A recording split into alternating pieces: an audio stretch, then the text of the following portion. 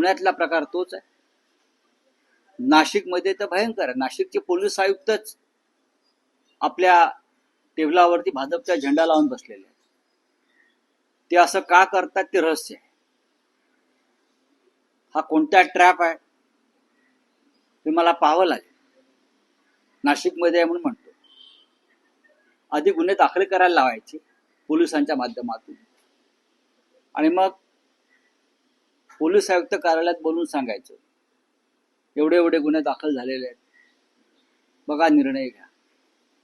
म्हणजे अशा पद्धतीनं भारतीय जनता पक्षामध्ये गुन्हेगारांची भरती सुरू होणार असेल तर तुम्ही काय अपेक्षा करता जनतेकडून? परवा चंद्रपूरला जिल्हा मध्यवर्ती बँकेची निवडणूक झाली. भाजपकडे त्या संदर्भात जिल्हा बँकेचं अध्यक्षपद निवडून आणण्यासाठी बहुमत नव्हतं. भारतीय जनता पक्षाचे चंद्रशेखर बावनकुळे, चंद्रकांतदादा पाटील, देवेंद्र फडणवीस, तिकडले आमदार कोणी बांगड्या का फांगड्या झांगड्या कोणी आहेत, किशोर जोरगेवार, यांनी काय करावं? इतर पक्षातले निवडून आलेल्या जिल्हा संचालकांवर दबाव आणण्यासाठी एक जुनं प्रकरण उकरून काढलं. बँकेतल्या नोकर भरतीचं SIT लावण्याची धमकी दिली आणि या सगळ्यांना भाजपात सामील करून घेतलं. जे कालपर्यंत गुन्हेगार होते बँकेचे, त्याच्यामध्ये आमचे जिल्हा प्रमुख आहे कोणतरी रवी शिंदे म्हणून. या सगळ्यांवरती आरोप होते भाजपनेच केलेले. काय आरोप होते? की नोकर भरतीमध्ये भ्रष्टाचार झाला बँकांच्या. त्याची आता SIT लावतो. SITच्या भीतीनं धाक दाखवून या सगळ्या सोकॉल्ड गुन्हेगारांना भाजप म्हणते त्या भाजपात सामील करून घेतलं आणि बँक ताब्यात घेतली. अशा प्रकारे हा पक्ष गुन्हेगारांना ते म्हणतात त्यानुसार प्रतिष्ठा देणार असेल तर पोलिसांनी काय करायचं? आता त्या आरोपांचं काय होणार आहे? पण त्या नोकर भरतीत झालेल्या भ्रष्टाचाराचा पाठपुरावा आम्ही करणार आहोत. तर भाजपचीच मागणी चंद्रपूर जिल्ह्यात काय घडलं आणि आज तुम्ही ज्यांच्यावरती आरोप केले, ज्यांना तुरुंगात टाकायला निघालात, त्यांना तुम्ही तुमच्या पक्षात घेतलं काल, या सर्व संचालकांना निवडून आलेल्या. आणि देवेंद्र फडणवीसांनी त्यांचं स्वागत केलं. मी देवेंद्र फडणवीस हे दुतोंडी साप आहेत की काय? एका बाजूला म्हणायचं भ्रष्टाचारांना मी माफ करणार नाही, दुसऱ्या बाजूला ज्यांच्या भ्रष्टाचाराचे आरोप आहेत त्यांना पुष्पगुच्छ देऊन तुम्ही स्वागत करताय. आणि हे आर्थिक गुन्हेगार आहेत. अशा प्रकारे जर हे या राज्यात कायदा सुव्यवस्थेची अवस्था असेल तर पुण्यासारख्या ठिकाणी क्राईम रेट वाढला तर आश्चर्य वाटण्याचं कारण नाही. स्वतः गृहमंत्री गुन्हेगारांना पाठीशी घालत आहेत. पुण्यात नाही तर चांद्यापासून बांद्यापर्यंत भारतीय जनता पक्ष हा गुन्हेगारांचा पक्ष बनला.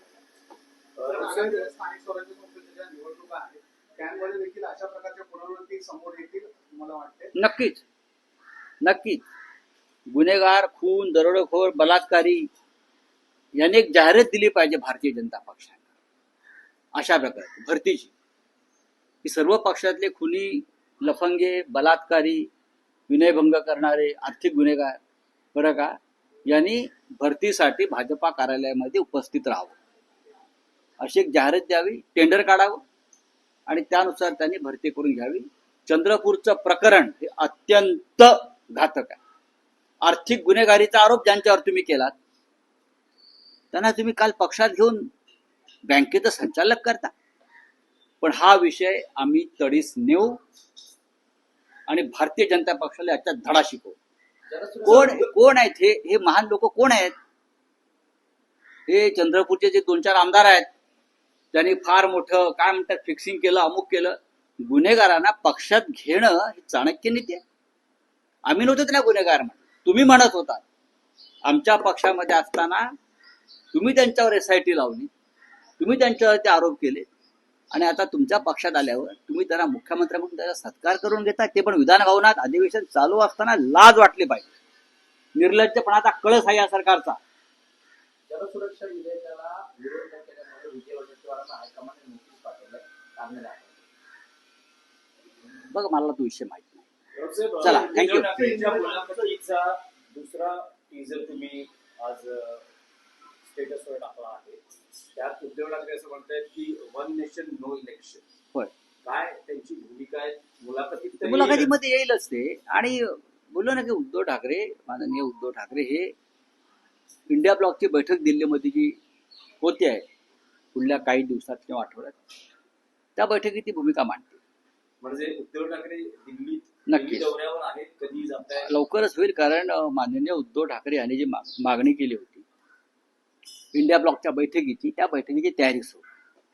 तारीख ठरवू आम्ही. सध्या तारीख जी येते आमच्या समोर ती किती जणांना सोयीची आहे मला माहित नाही. 19 तारीख.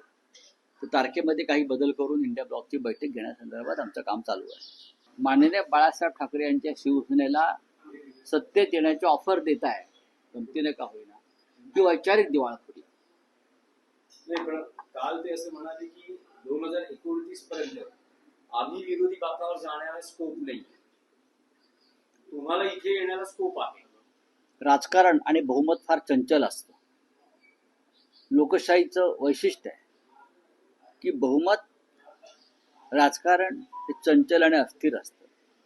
उद्या काय होईल ते सांगता येत नाही. नरेंद्र मोदी देशाचे पंतप्रधान हे प्रेसिडेंट ट्रम्पच्या दबावाखाली येऊन दहशतवादाविरुद्ध युद्ध थांबवतील असं कोणाला वाटलं होतं का? तर आम्हाला असं वाटलं होतं की एवढी 56 इंचाची छाती असलेला पंतप्रधान आता युद्ध सुरूच आहे तर लाहोर, कराची, इस्लामाबाद, बलुचिस्तानवरती तिरंगा फडकवूनच गप्प बसेल, असंच त्यांच्या गर्जना आणि आरोळ्या होत्या. काय झालं? झालं काय? आज त्या विषयावरती आवाज बंद आहे. राजकारणात काय होईल ते सांगता येत नाही. पण राऊतसाहेब काल फोटो सेशनच्या निमित्तानं सगळे काय? नेते एकत्र होते. येऊ द्या ना. ही एक उद्धव ठाकरे संसद एकनाथ शिंदे एका फ्रेममध्ये दिसले, पण दोघंही एकमेकांशी बोललेही नाही, एकमेकांकडे पाहिलंही नाही आणि वेगवेगळ्या ठिकाणांवर बसले. उद्धव ठाकरेंनी शिंदेच्या शेजारी बसणं टाळलं. मग तुमचं काय म्हणणं होतं? त्यांनी शिंदेना मांडीवर पण बसायला पाहिजे होतं. सांगा ना तुम्ही. सांगा, ते शिंदेना त्यांनी मांडीवर पण बसावं अशी तुमची अपेक्षा आहे का? काय?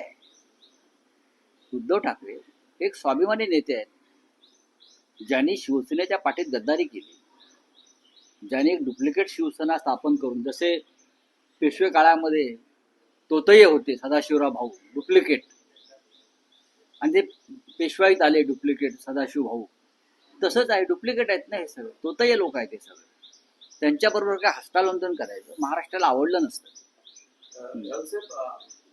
मराठी भाषा अस्मिता आंदोलन, विजयोत्सव, अलीकडच्या काळातल्या घटना बघितल्या तरी अजूनही बाहेरच्या राज्यातून आलेली माणसं, विशेषतः व्यावसायिक, व्यापारी, हे मराठी बोलण्यास तितकेसे आग्रही दिसत नाही आणि यावरून त्यांना मारहाणीच्या घटना वारंवार होत आहेत. विक्रोळीतही आणि विक्रोळीतही मनसे कार्यकर्त्यांनी अशा व्यापारी अनेकांनी मराठीचे क्लासेस लावलेले आहेत. बघा, महाराष्ट्राला लावते, तुम्ही मराठी बोलणार नाही, ही मस्ती कशी काय सहन करतील इकडली लोक? काल ममता बॅनर्जी बोलल्या ना, किंवा आसामचा मुख्यमंत्री बोलतो ना, माझ्याकडे मी आसामीच चालवणार, बंगालमध्ये बंगालीच चालणार. इथे कोणी याच्यावरती प्रश्न निर्माण करत नाही. पण महाराष्ट्रामध्ये किंवा मुंबईमध्ये खास करून मराठीचा आग्रह धरला तर हे सगळे जे कलाकार आहेत, भोजपुरी वगैरे वगैरे वगैरे, त्यांना मिरच्या जमतात आणि आव्हानाची भाषा करतात. तुम्ही इथे रोजीरोटीसाठी येता, आपलं आणि आपल्या कुटुंबाचं पोट भरायला येता. यापैकी अनेकांची कुटुंब वेगळ्या वेगळ्या राज्यामध्ये आहेत, तरी तुम्हाला मुंबई आणि महाराष्ट्र सामावून घेतोय. आमचं मन मोठं आहे, विशाल आहे, तर ही मस्ती कशा करता तोंड उघडू नका ना, मी बोलणारच नाही अशी मस्ती समोर आली का मग कानफडात बसते. दुर्दैव आहे. बोला. सुरेश धस यांनी पंतप्रधान पीक विमामध्ये मोठा घोटाळा झाल्याचा काल विधानसभेत आरोप केलेला आहे. भाजपचे आमदार आता हे आरोप करतायत पंतप्रधान पीक विमा संदर्भात आयुक्तातील अधिकारी आणि पीक विमा कंपन्या. देवेंद्र फडणवीस हे सक्षम आहेत. भ्रष्टाचाराविरुद्ध निर्णय घेण्यासाठी. मग अशी गुन्हेगारीचा काय विषय होता? पुण्याचा क्राईम रेट सर वाढलेला आहे. अशात काल पोलीस प्रशिक्षण घेत होती मुलं, त्यांना गुंडांनी मारहाण केल्यापर्यंतचा प्रकार आहे. कायद्याची भीती राहिलेली नाही. पोलिसांचं बुजगावणं झालेलं आहे राजकीय. आपापल्या जिल्ह्यामध्ये मंत्री आपल्याला हवे ते हरकामे पोलीस अधिकारी नेमतो आणि पोलिसांची भीती गुन्हेगारांना यासाठी राहिलेली नाही, कारण कालपर्यंत पोलीस ज्यांच्याकडे गुन्हेगार म्हणून पाहत होते, ज्यांच्यावरती गुन्हे दाखल करत होते, त्यांना भारतीय जनता पक्ष पक्षात घेऊन प्रतिष्ठा देते. ज्यांच्यावरती गंभीर स्वरूपाचे गुन्हे आहेत ते आपला बचाव करण्यासाठी चंद्रशेखर बावनकुळे, चंद्रकांत पाटील, देवेंद्र फडणवीस यांच्या माध्यमातून सरळ भाजपात प्रवेश करतात. पुण्यातला प्रकार तोच आहे. नाशिकमध्ये तर भयंकर आहे. नाशिकचे पोलीस आयुक्तच आपल्या टेबलावरती भाजपचा झेंडा लावून बसलेले आहेत. ते असं का करतात ते रहस्य आहे. हा कोणता ट्रॅप आहे ते मला पाहावं लागेल. नाशिकमध्ये आहे म्हणून म्हणतो. आधी गुन्हे दाखल करायला लावायचे पोलिसांच्या माध्यमातून आणि मग पोलीस आयुक्त कार्यालयात बोलून सांगायचं एवढे एवढे गुन्हे दाखल झालेले आहेत, बघा निर्णय घ्या. म्हणजे अशा पद्धतीनं भारतीय जनता पक्षामध्ये गुन्हेगारांची भरती सुरू होणार असते. इंडिया ब्लॉक की बैठक हो रही है दिल्ली में. डेट का थोड़ा सा इशू है. कल वेणुगोपाल जी का फोन आया था. उनका कहना है कि उद्धव जी की मांग है कि इंडिया ब्लॉक की एक मीटिंग होनी चाहिए. तो 19 तारीख को हमने मीटिंग लगाई है उद्धव जी के डिमांड पर. लेकिन अब महाराष्ट्र में भी ऐसे काम चल रहे हैं, तो मैं बात करूंगा उद्धव साहब से आज और उनसे चर्चा करने के बाद मैं वापस आपके सामने आ जाऊंगा. Thank you. सर, बिहार में इलेक्शन कमीशन ने बिहार में पत्रकार के ऊपर मामला दर्ज किया. वो रिपोर्टिंग कर रहा था कि जो दस्तावेज है उसमें फेरफार किस तरीके से देखते हो सर कि पहली बार इलेक्शन कमीशन इस तरीके का बर्ताव कर रहा है सर? देखिए, इलेक्शन कमीशन और भारतीय जनता पार्टी हाथ में हाथ मिलाकर काम कर रहे हैं. इलेक्शन कमीशन देश का इलेक्शन कमीशन नहीं है. Election commission Bharatiya Janata party का इलेक्शन कमीशन है. सभी स्टेट में एक निष्पक्ष चुनाव की प्रक्रिया होने की उम्मीद हम सब रखते थे पहले चुनाव आयोग से. अब नहीं हो रहा. चुनाव आयोग ये भारतीय जनता पार्टी का एक एक्सटेंडेड पार्टी है, या एक्सटेंडेड ऑफिस है, और वहां से जो बीजेपी को चाहिए वो किया जाता है. अगर किसी पत्रकार ने चुनाव आयोग के घोटाले का पर्दाफाश किया है तो उसके ऊपर एफआईआर करने की जरूरत नहीं. उसने क्या सामने लाया है गलतियां, वो सुधारने की जरूरत है. क्योंकि देश में ना डेमोक्रेसी है, ना व्यक्ति स्वातंत्र है, ना फ्रीडम ऑफ स्पीच है, ना फ्रीडम ऑफ एक्सप्रेशन है, ना डेमोक्रेसी है.